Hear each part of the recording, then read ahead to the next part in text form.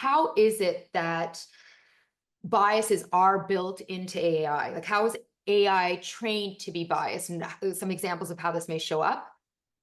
Yes, no, of course. And so you are 100% correct in how in which you just described it. Bias can have significant impact on various communities, particularly those that are underrepresented. I like to say underestimated, not quite thought about, and are often victims of systems of oppression. And so that leads to discrimination, it leads to inequality, it leads to all of these social disparities.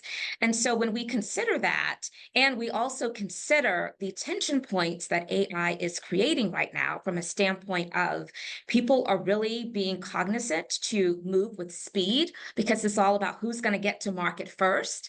We may not take the necessary time to facilitate that checks and balance to make sure that we are beta testing all of our technology with the right different audiences so that we understand how it could be impacting different people. And when that happens, then we are really creating a situation where it could be damaging and compromising the brand's reputation. It could be literally facilitating harm for people. I have heard of situations to where it has been a life and death situation. We think about a lot of the cars. I won't mention the brand name, but I recall when this study was coming out about AI, the self-driving cars that were the first on the market.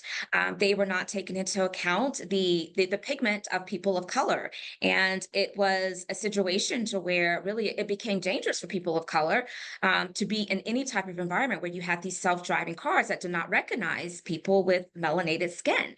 And so again, even as we think about the building of these tools, they're only as good as the experiences that we've been exposed to.